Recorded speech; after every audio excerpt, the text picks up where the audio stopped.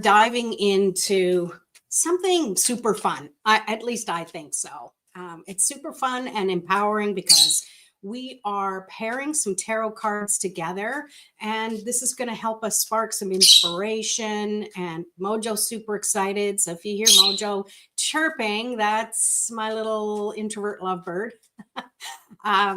So what I love about tarot cards and the way that I've discovered to use them is it's no pressure.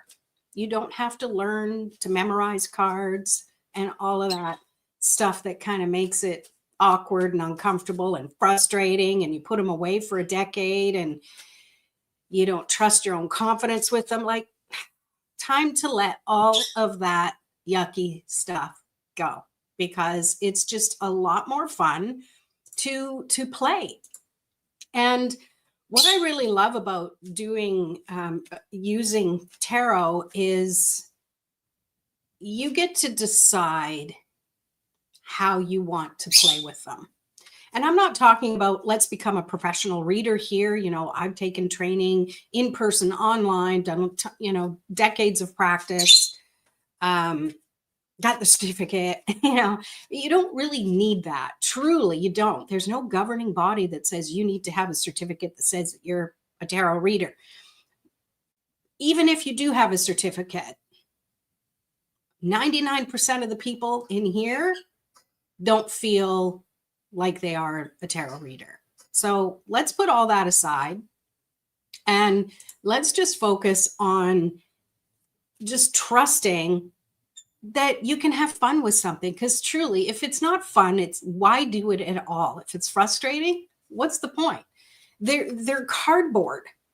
It's a deck of cards. People say, oh, study tarot, learn tarot. They're not flashcards. They're playing cards.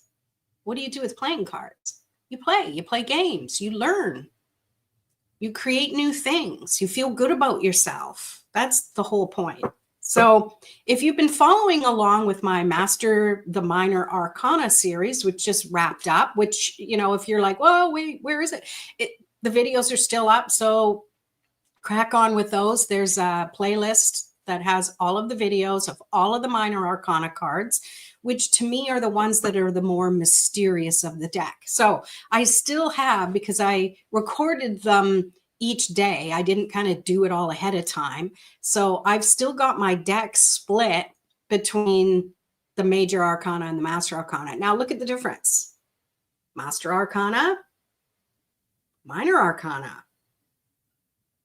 Master Arcana, did I say Major? I'm getting everything messed up. Too many M words. The Major Arcana, very, very small compared to the everyday tarot, the Minor Arcana. And so there's more of these in the deck. There's more of a chance that these are going to come up in a reading. And sometimes they can seem a lot more mysterious when you get one of those cards that you're like, scratch your head and you're like, what the heck is that? What am I supposed to do with that? So I'm keeping these separated, and this is something that you can do too. If you're playing along, by all means, separate them from major to minor. And this is how we're going to play today. So with the minor, I really want to share that there's a great way for you to just start practicing. And it isn't just randomly letting a card come out of the deck. We can do that, but then that's kind of like that flashcard energy. To me, it's more about using these cards in a way that you can manifest something. So instead of just asking a question like, how will my week go, and get the energy of it, which is a great thing to do. I do it all the time. But when you really want to delve into learning the cards at a deeper level, you're going to get that by choosing a card first. So decide what you want. Like today, I want to talk about manifesting something, attracting something into your life. It doesn't always have to be money. It could be love. It could be just having more energy. It could be having more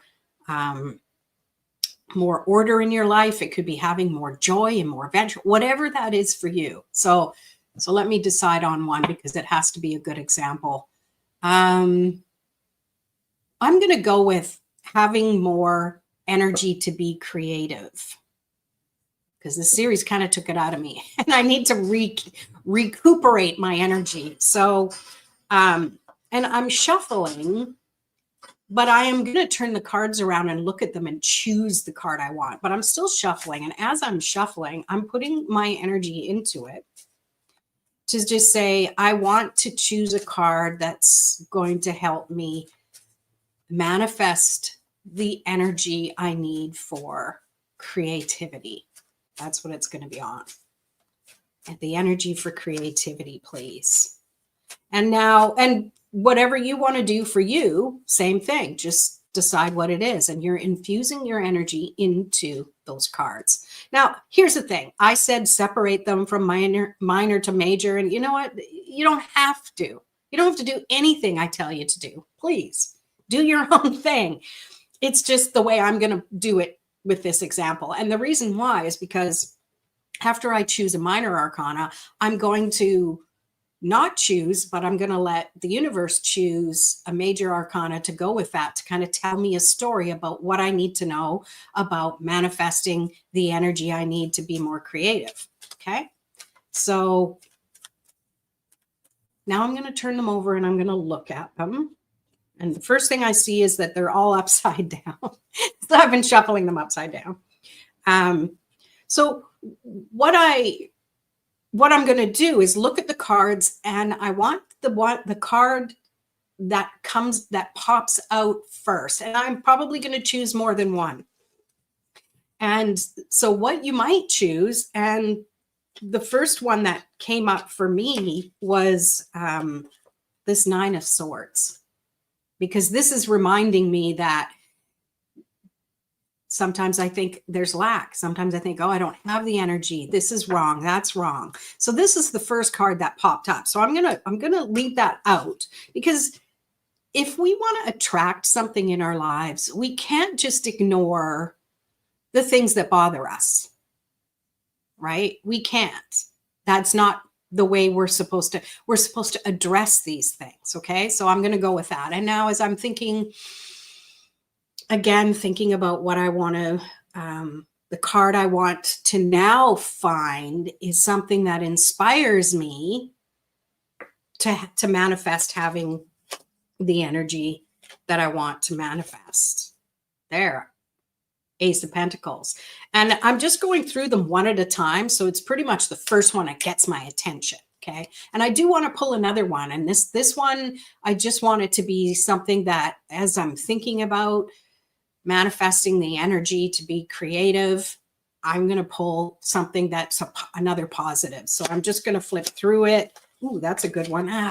There's probably going to be a few of them. Okay, we're going to take that one too. That's the thing. There starts to be too many of them.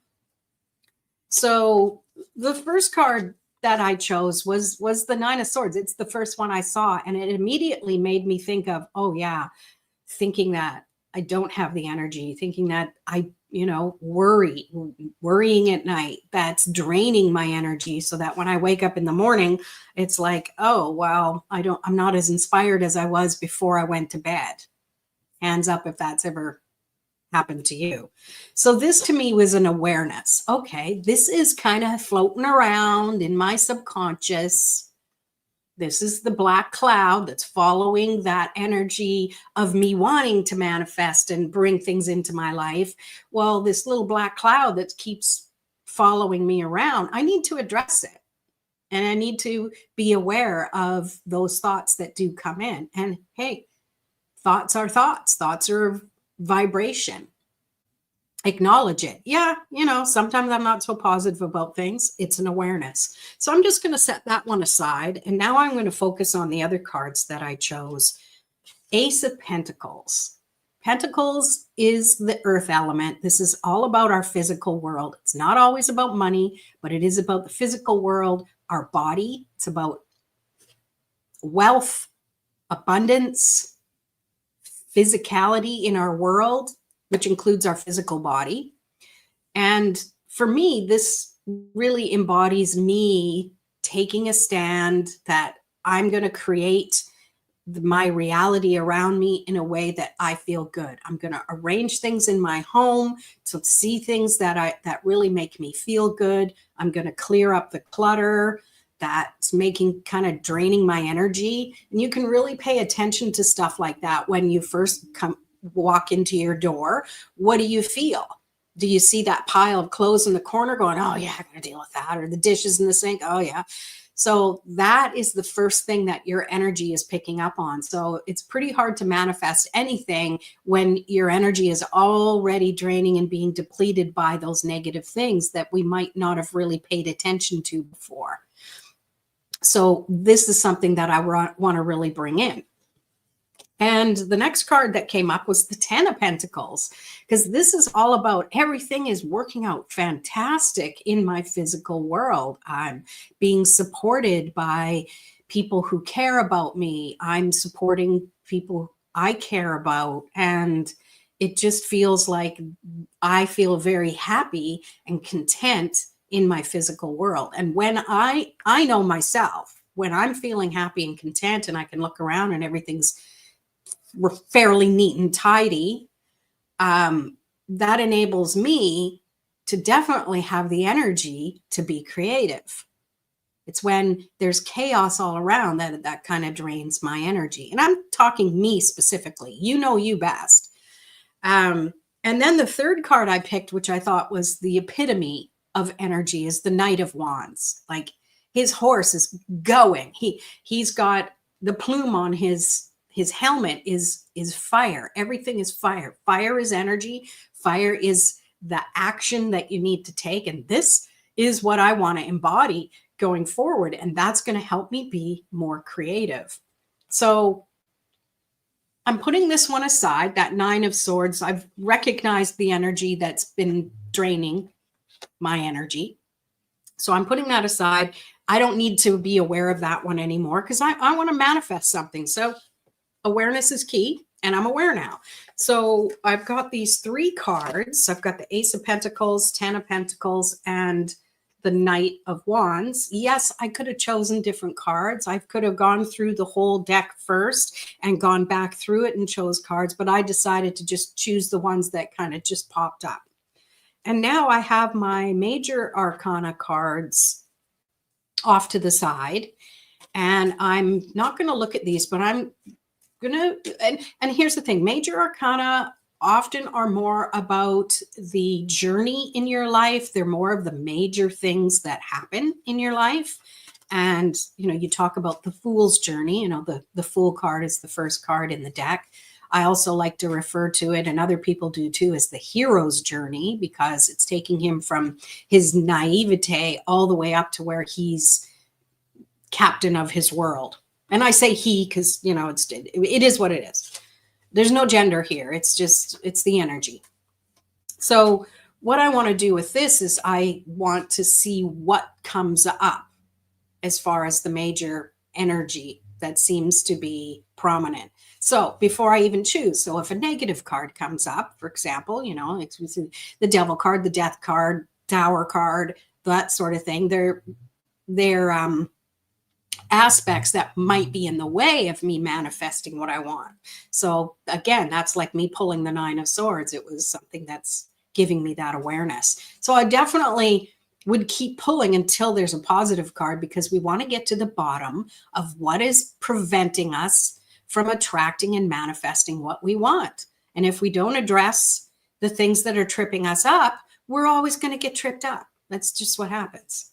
So now I want to see, what do I need to know about my manifesting the energy to be creative? So let's see what comes.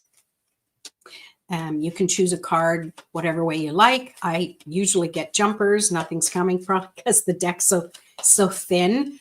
So I think I'm going to just, this one went boing, boing, boing. So let's take a look at this. Ooh, High Priestess. Yay. So I got a good one. It's like playing tarot roulette.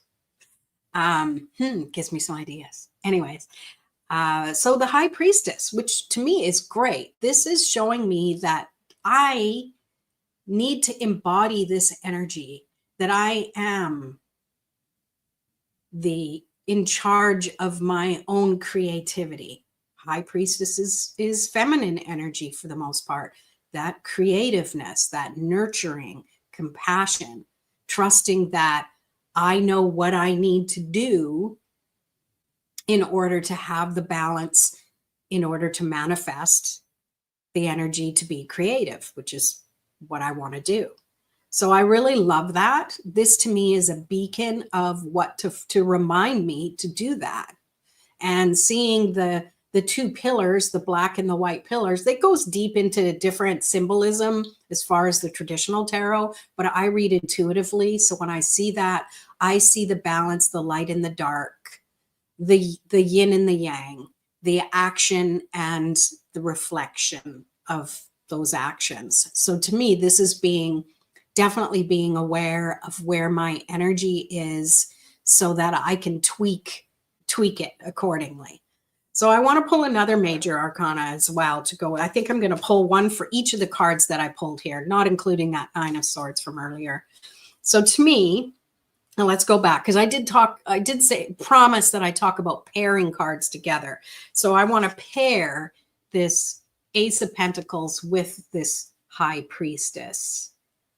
And to me, I'm picking up that in order to have the world at my fingertips, I need to trust that I already am capable of that I already have this inner calling and the energy to discern where I need to focus and what I need to release. That's what I pick up from that. So let's clarify the Ten of Pentacles now. I'm curious to see what comes up. And again, I'm just pulling from the major arcana to just pair it together and see what comes up. And let's shuffle. Okay, I'm going to choose this one on top, just kind of stuck out a little bit more. Interesting. So we have the Fool. So pairing the Ten of Pentacles together with the Fool is reminding me to always have that beginner's mind. Don't get caught up in over planning things. And this, again, this is about me having the energy so I can be more creative. Let's see. Spend so much time talking. Sometimes you just need to take a moment.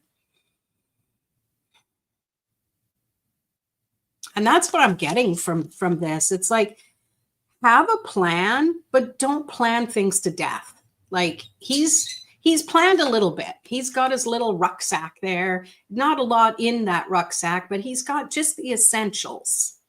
And the rest he knows he's just going to figure out as he goes along. Right? And pairing that with trusting that the outcome is going to be me having that energy in my physical world in order to have the creative influence that I want to have in my life right now. I love that. All right. And then the third one, I have the Knight of Wands. This is the energy I want to embody. I want to have that fiery, not only the inspiration, I want to act on that inspiration. So that's why I chose the Knight of Wands to represent that.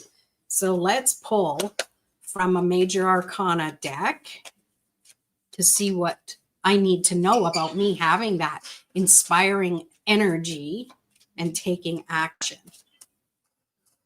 I'm kind of hoping it's a negative card because it's a good teaching moment to remind us that, oh, that's been in the way. So no wonder it hasn't come to fruition. But we'll see. What comes will come. And I'm going to start. Oh, okay. 3 came out. I'm going to flip them back over and I'm going to choose the top card. Oh, we have the Sun. Okay. I will read all 3 of them. So the Knight of Wands is saying that just focus on taking the action and trust that every action you take is getting you toward your goal. And your goal is fill in the blank. It's always going to be something that makes you feel joyful and happy. Whatever that is that, in my case, this is about having the creative energy to do more things. And that's definitely going to make me feel happy. It's going to give me the energy I need moving forward. So I love that. So pairing these two together, and take a look. And another thing about pairing things is seeing them side by side. They almost seem very, very similar. There's a lot of yellow. There's a lot of orange. So if you're thinking of the chakras, yellow is the area of the solar plexus, ego, non-ego, digesting things, or the opposite of those when we're not focused our energy in the right place. But there's also the orange, which is the sacral chakra, which is totally creative energy, which is what I'm wanting to manifest. And it's interesting how it seems to be like the opposite, like it's a mirror, almost a mirror image.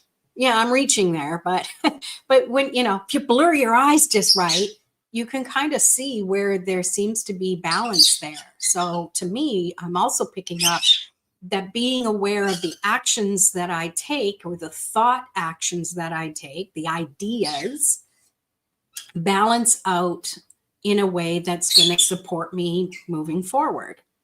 All right. So 2 more cards came out, and I always honor what comes unless half the deck falls. So again, we're pairing this night, and I'm going to choose the next card. Oh, we have strength. And again, to me, it's almost a continuation. The lion and the horse are facing the same direction. So it's trusting the actions that I'm taking. I may be challenged a little bit from it, but that's going to bring the strength in.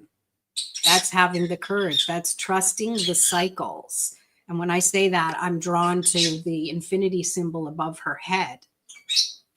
That's something else to be aware of when you're looking at cards, and when you're watching this and you're seeing something, your eye is drawn to something different than mine. And trust what you pick up. That's something that is a little message for you as well. Okay. Anytime you're watching a tarot reader, Mojo, can you stop, please? He likes to talk when I talk. So anytime you're watching another tarot reader, always take your own reading into consideration. Like if you pick up something on that and you hear them say something different and you're like, oh, that doesn't resonate. Well, the message for you is the one that you're picking up on. And I say that with my readings, with other tarot readers that you watch on YouTube. I watch other tarot readers, and yeah, it's just good to get that all around view of your own intuition. We're all individuals. We all have our own hopes and dreams. We've all had our own challenges. So keeping that in mind, that when you see someone doing a reading, it's not necessarily going to just be for you. You might not resonate with it, but you'll pick up something from the message just by looking at the cards, and go with it. Trust yourself. I believe in you. Borrow my belief in you. Okay. So the final card that I got for this, put these down. So to pair with the Knight of Wands is, wow, is the World. See, the thing is, I was pulling just from the major arcana, right? There's only so many of them. There's only like, what, 22 of them? So naturally, you're going to be getting a lot of cards. But what I love so far in seeing all of this, out of all of these 1, 2, 3, 4, 5 cards, they're all the positive side of major arcana. So overall, that's telling me that this is a good thing to manifest. And what I said in the beginning is manifesting that I have the energy to be creative in my life, in my work. And seeing all of these confirming positive major arcana cards are telling me that, yes, this is a probability for me if I take the actions I need. So with the Knight and the World, pairing these together is showing me that, reminding myself that everything is full circle. Remember, you can't just take inspired action. You've also got to take inspired rest. You've got to remember that there is balance in things. And it's interesting because I got the Fool and the World all for this one card too. So having all of this is showing me that I can see things from the beginning all the way to the end, reminding myself that there is cycles to things, trusting that not everything is going to go the way I picture it, but to just go with the flow and trust that everything is happening the way it's meant to happen. All right. So as I take all this now, and if you were going to use this as an example for yourself to use tarot to manifest, is then out of all of these, you can choose which card or series of cards you want to embody as you're manifesting things. And the cool thing is, we've got this technology at our fingertips, right? We've got technology at our fingertips. We don't need to leave the card out of the deck. And then we're kind of like, oh, I can't use my cards because there's one card missing. And I know, maybe that's the card that will come up. So what you can do, choose the cards you want to use for your manifesting, whether you just do this for a day, for a week, for a month, totally up to you, which is great. Decide which card or cards really speak to you that say, yes, you can do this. Yes, you can attract and manifest this thing that you want. And in my case, it's having the energy for clarity and creativity. My brain doesn't always work that way. I want to choose the cards that remind me to keep going and focus on that. So I'm definitely going to choose the Knight of Wands. And let's see.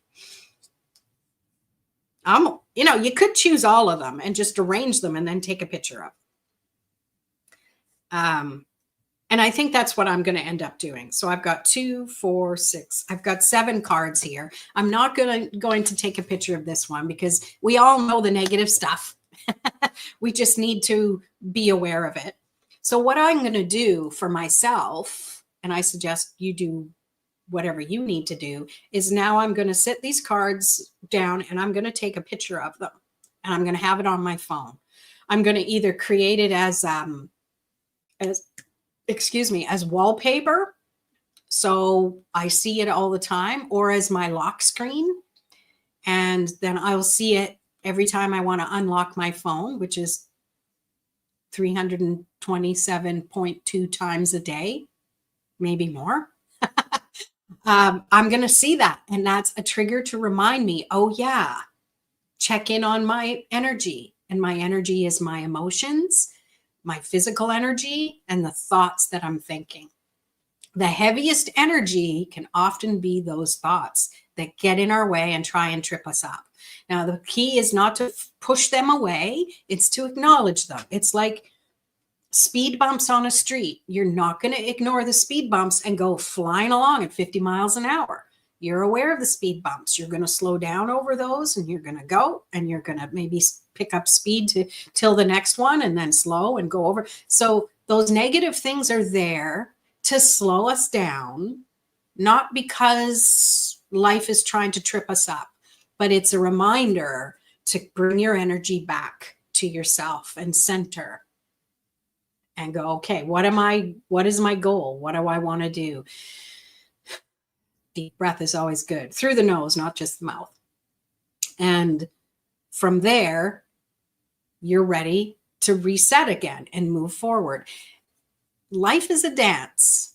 Manifesting is a dance. There's a give and a take. There's a 2-step forward, hopefully only 1 or 2 back. But that's just part of the journey of whatever it is we want to do in our lives, okay? So that's my suggestion for you. That's a way to work with the cards. Bottom line, when you're learning tarot, don't just memorize cards. That is putting so much pressure on yourself. How did you do in school, memorizing things for a test, thinking you got it all in your head, and then you walk into the testing space and then boom, everything falls out of your head and you forget. That's going to happen to you when you're going to do a reading where a friend goes, hey, let's do a reading for me. You've been practicing so much and you're feeling all confident, and then you're shuffling, and then all of a sudden you're like, but what if I forget? What if this? What if that? And your energy pulls all of the memory out of your head. So don't memorize cards. Play with them. Work with them. Use them as storytellers. Pull cards purposefully. And that was the whole thing about this this live is pull a card you want to pull and work with it. You're going to get to know something better when you're not forced together. Get to know each other. Here, you and you, random, go get to know each other. Instead, you get to look through your deck and decide, I'm going to embody that Page of Cups energy a little bit today. So let me take a look at that card. What do you see? Pop it in the comments. What draws your eye? You don't even have to guess what it means. Just what draws your eye? And then from there, you can kind of pick away at that. Why did it draw my eye? What about it? What story can I tell about this card? And how can I use this card today? And hey, if you need to look up the meaning, look it up. And sometimes, there's pages of meanings for some of these cards, and you can pick out what really seems to resonate with you the most, and then just use that for now. And just throughout the day, just look at that card. How do I feel about this card now that I've just finished eating lunch? Write some notes down, journal on it a little bit, meditate with the card. How does it make you feel? The cool thing is you chose it. You didn't just randomly, shuffle and pull a card you don't know what you're going to pull. Look through your deck, choose a card that you want to work with. Make tarot practice your own. It's not about studying for the bar exam. They're playing cards, like I said. They're not flashcards where you're trying to memorize the meaning. They're playing cards to play, to trust that you have within you the capacity to learn better when you make it fun. Because if it's not fun, it's not worth doing. What's the point, right?